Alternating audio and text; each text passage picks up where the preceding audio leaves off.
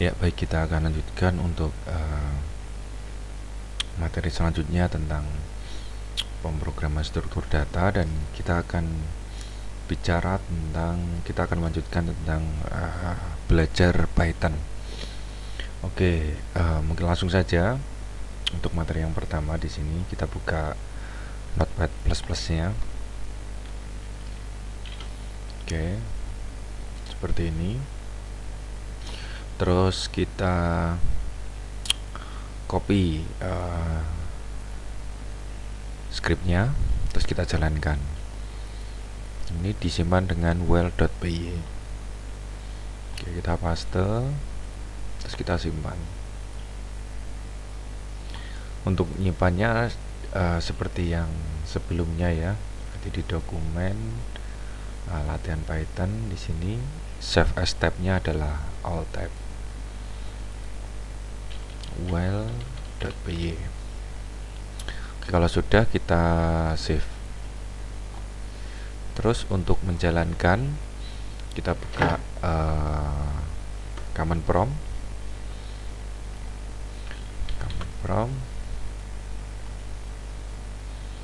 Di sini kita masuk ke direktorinya cd spasi dokumen cd spasi latihan Python. Baru kita jalankan dengan perintah Python spasi well.py seperti ini. Maka akan muncul pemrograman struktur data 1 sampai dengan 7. Di sini looping, kita membuat looping. Oke, saya coba jelaskan di sini. Oke. Nah, di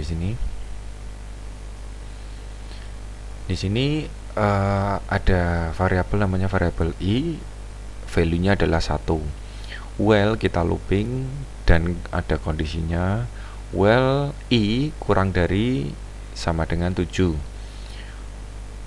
Di sini kondisinya kondisi looping, jadi yang pertama adalah variabel i bernilai 1. Kita cek apakah i 1 berarti 1 kurang dari sama dengan 7, ya, maka akan dicetak pemrograman struktur data, variabel i. Variabel i adalah 1.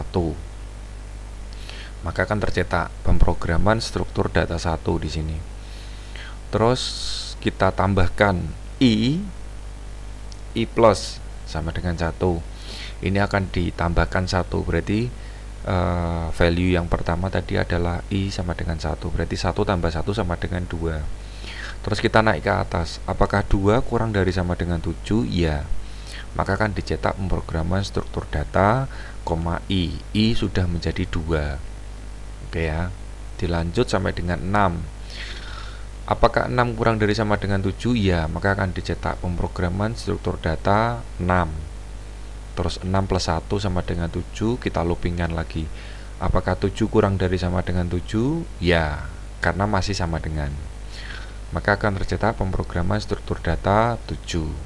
Terus 7 plus 1 menjadi 8. Terus dicek, apakah 8 kurang dari sama dengan 7?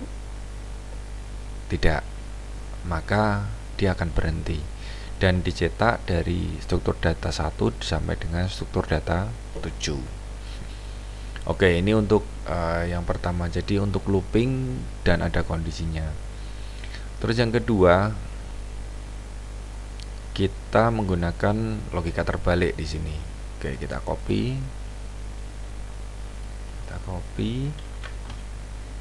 namanya well2. Kita new file, terus kita pastekan. Oke, terus kita simpan well2.py. Save as tab-nya adalah all tab. Terus kita save. Oke, di sini kita coba jalankan Python spasi well2.py. Maka akan tercetak 7, 6, 5, dan 4. Nah, bagaimana penjelasannya? Kita akan coba urai. Yang pertama ada variabel i, isinya adalah 7. Kita loopingkan i lebih besar dari 3. Berarti di sini kita kondisikan apakah 7, i kan 7 ya.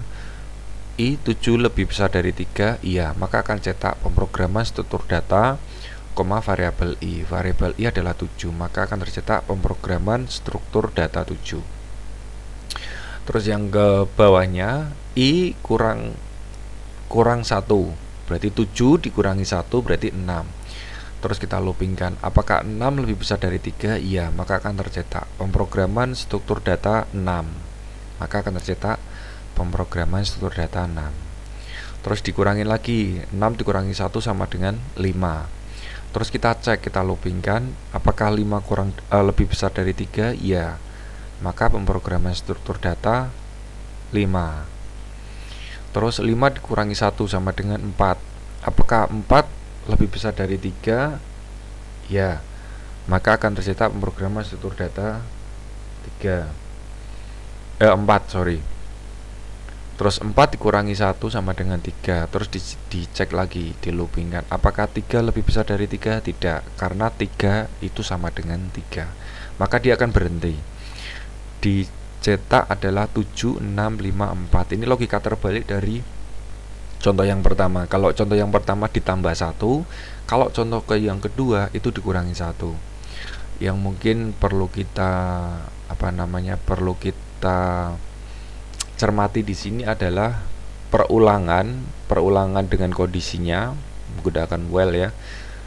Terus kondisi pengurangan atau penambahan loopingnya. Jadi untuk yang pertama tadi kondisi loopingnya seperti apa, yang kedua adalah penambahan atau pengurangan loopingnya seperti apa. Itu yang nanti akan menentukan dari looping tersebut. Oke, jadi untuk while di sini kita sudah memberikan contoh pengurangan dan penambahan. Oke, selanjutnya kita menggunakan for. Kita copy ya. Terus kita buat file baru namanya for.py. Kita simpan. Namanya for.py. Save as tab-nya adalah all type. Seperti ini, terus kita jalankan. Ya, di sini. Python for.py.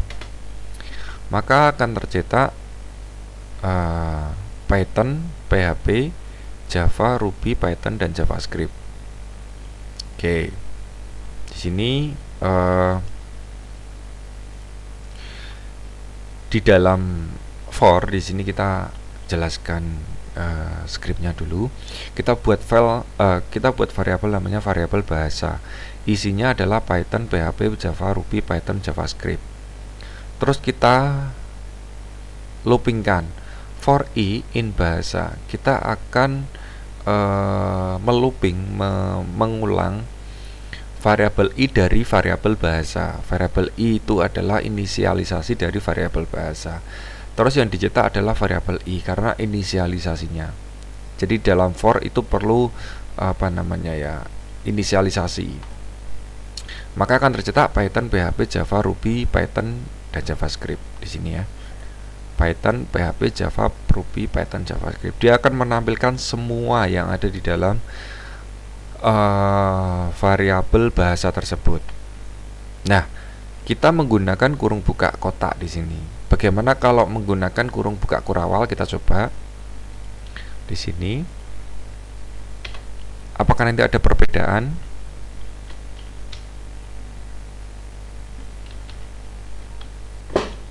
Kita mengganti kurung bukanya. Terus kita simpan. Terus kita jalankan.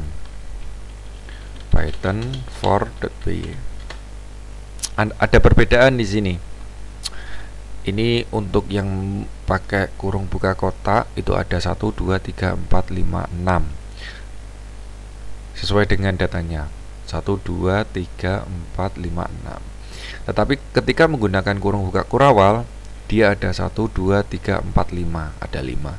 Di sini ada perbedaan yang mendasar, yaitu tidak adanya duplikasi data. Jadi di sini kebetulan ada pattern, ada value pattern ya, atau nilai pattern ada dua, pattern 1 sampai dan ini 2. Tetapi dengan menggunakan kurung buka kurawal itu hanya 1 patternnya. Seperti itu ya. Jadi di sini sudah jelas bahwa ketika kita menggunakan array, menggunakan kurung buka kotak, di sini kurung kotak ya, itu akan menampilkan semua data, semua value di dalam data array tersebut. Tetapi ketika menggunakan kurung kurawal, itu akan menampilkan data yang tidak identik. Jadi ketika ada yang identik, dia akan mengambil hanya 1 saja. Oke, itu untuk for. Kita lanjut menggunakan ini. Kita copy for2.py.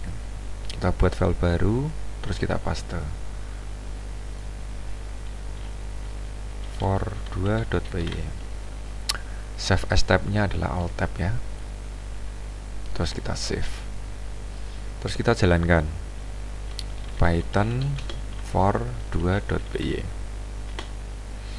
Nah, di sini di dalam looping for, karena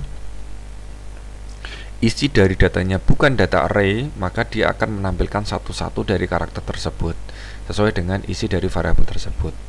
Di sini kita buat variabel kata, isinya adalah struktur spasi data. Terus kita for-kan, kita loopingkan for huruf in kata.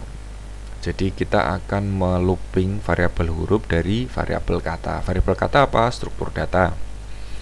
Maka akan dicetak print huruf inisialisasi dari variabel kata. Jadi di sini akan mencetak S kapital, T biasa, TRUK, TUR, spasi data D kapital, ATA, dan seterusnya. Ini dia selesai. Jadi untuk looping dengan menggunakan data tidak array, maka dia akan mengeksekusi dari setiap karakter yang ada di dalam variabel tersebut. Seperti itu ya. Terus kita lanjut. Terus kita bicara angka di sini. For i in ring 5.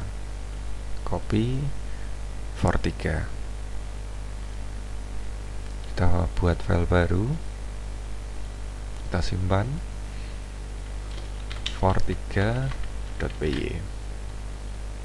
Save as tab-nya adalah alt tab. Kita save. Terus kita jalankan Python for3.py. Di sini ada error line 2.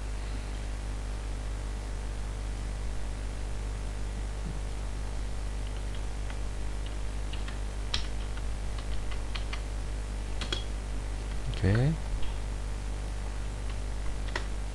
Nah, tadi ada error itu spasi. Jadi di dalam for itu memang ada beberapa ada ada agak tricky.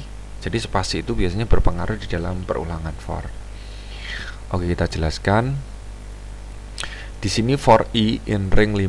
Jadi kita akan melooping variabel i dalam ring itu rentang, range rentang, yaitu 5, dalam rentang 5. Terus cetak print i. Yang dicetak berarti yang pertama adalah 0. Kenapa 0? Ingat di dalam konsep data array itu dimulai dari angka 0, bukan angka 1.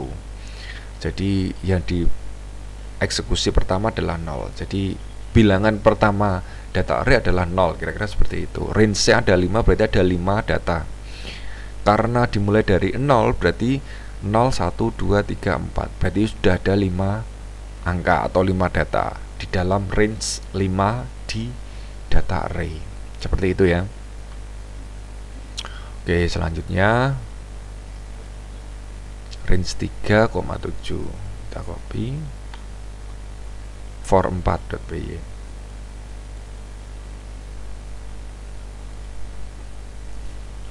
for4.py. Save as tab-nya, alt tab, kita save. Ini juga biasanya error nih, tidak sesuai. Kita coba dulu. Python for4.py. Nggak bisa. Nah, untuk contoh selanjutnya di for4 di sini for i in range 3,7. Kita akan mencetak data array dalam range antara 3 sampai dengan 7. Dimulai dari setelah 3 sampai dengan 7. Kira-kira seperti itu cara bacanya. Nah, pertanyaannya setelah 3 apa? Ingat, data array dimulai dari angka 0. Berarti 0, 1, 2 itu sudah 3 apa namanya? Bilangan yang ketiga, kira-kira seperti itu. 3 berarti setelah 3 di sini itu adalah angka 2, value-nya 2. Berarti yang dimulai adalah angka 3. Berarti 3, 4, 5, 6. Karena 7 kan. Kalau kita range 7 kan berarti 0, 1, 2, 3, 4, 5, 6. Itu ada 7 data, 7 bilangan, 7 angka, kira-kira seperti itu. Nah, ketika menggunakan konsep ini, for i in range 3,7 berarti dimulai dari setelah angka 3 dari data array. Berarti adalah angka 3. Value-nya 3, sorry. Jadi 3, 4, 5, 6. Dia akan mengeksekusi 3 sampai 6. Oke, mungkin kalau masih belum paham kita ganti angkanya. Bahwa di sini kita ganti angkanya dari angka 1 sampai dengan 5 seumpama. Kita save, terus kita eksekusi. Nah, di sini for i in range 1,5 berarti kan dimulai setelah urutan pertama. Urutan pertama apa? 0. Nah, setelah urutan 0 berarti berapa? 1. 1 sampai dengan 5. 5 di sini ini mungkin konsepnya agak hati-hati karena tricky tadi ya.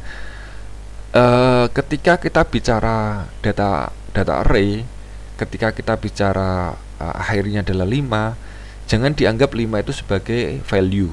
5 itu adalah sebagai urutan. Nah, urutan dari angka array itu dimulai dari 0. Ya, berarti ketika range-nya sampai dengan 5 berarti berakhir dengan value 4. Karena dimulai dari 0, 0, 1, 2, 3, 4. Itu ada 5 urutan. Nah, di sini akan tercetak 1, 2, 3, 4. 5-nya tidak. Karena ketika value-nya 5 berarti range-nya ada 6.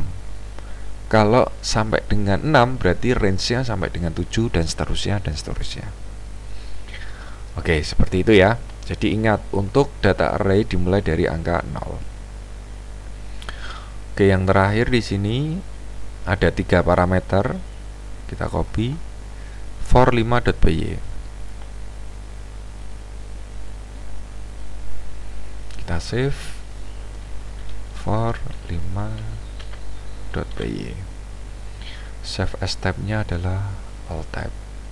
Seperti ini, terus kita eksekusi. Python for5.py. Nah, sini saya akan jelaskan. Di sini akan muncul 3, 5, 7, 9, 11 dan 13. Oke, kita looping dimulai setelah urutan ketiga dari 15 urutan ya. Dari 15 urutan. Setelah 3 berarti kan 2.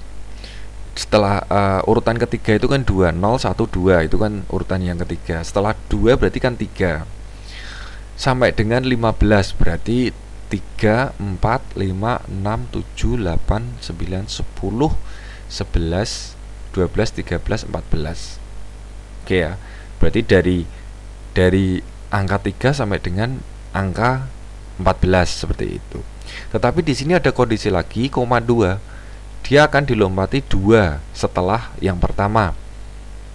Berarti seperti apa? Jadi kan tadi 3 nih. Angka yang pertama kan 3 kita cetak. 3 terus 4 diloncati ya. 4 5 baru dieksekusi. 5. Setelah 5 6 7. 2 langkah akan tercetak 7. Setelah 7 8 9 dicetak 9. 9 apakah kurang dari 15? Ya, masih sama. Terus 9 10 11. 11 dicetak dicek apakah 10 kurang dari 5, masih dalam range 15? Ya. Terus ditambahkan lagi 2, 11 12 13. Apakah akan dicetak 13 ya? 13 apakah masih dalam range 15? Iya. Terus 13 14 15 kan ditambah 2, terus dicek apakah 15 masih dalam range 15? Tidak, maka akan berhenti. Maka akan dicetak 3 5 7 9 11 dan 13. Ini untuk looping well dan for.